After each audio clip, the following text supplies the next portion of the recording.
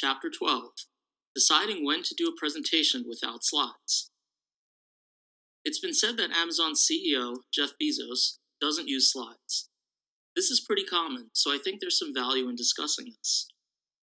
Before we go any further, I'd like to unapologetically state that I don't at all subscribe to the belief that one's decision to give an entire presentation without visuals depends on the size of the audience. I don't believe this is a valid consideration. That's the type of guidance you find on the internet and is mainly technical in nature. Remember, this guidebook is about strategy and the important nuances of presenting that I believe aren't given enough attention. Think of the days before PowerPoint and Keynote. They weren't that long ago. There were great presentations pre-software. You may call a presentation without slides a speech as opposed to a presentation, but that's fine. One of the major benefits to not using slides is that your audience gives 100% of their attention to you. Some people may not like that, I get it. But if you're confident and it makes sense, this might be a great opportunity for you.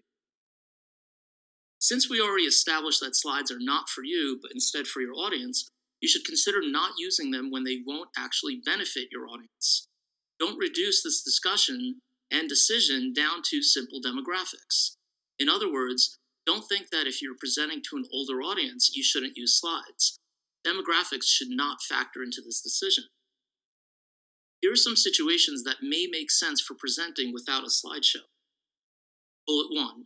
Your authenticity matters more than anything else. Bullet 2. When your command of the subject matter is so deep that you can provide the information in simple terms. Bullet 3. When your storytelling skills are stronger than what any visual cues could offer. Bullet point 4. When audience interaction is key. And bullet 5. When there are no actual numbers for the audience to digest or necessary images for the audience to see, in other words, products, flowcharts, etc.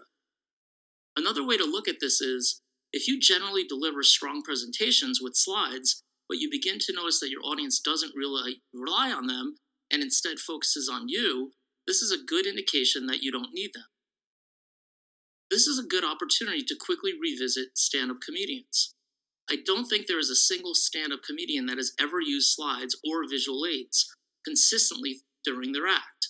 That would be silly, I know. But if we look at this on a deeper level, the audience is there for the comedian's jokes, all delivered with use of his mind, body language, and the words coming out of his mouth.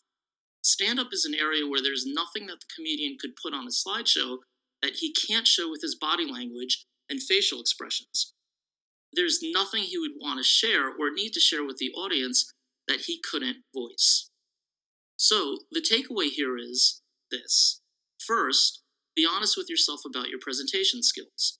Second, if visual aids will not make you more effective in carrying out the objective of your presentation, then most likely you don't need a slideshow.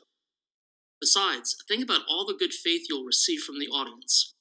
You'll begin to build a reputation for being a strong and natural speaker.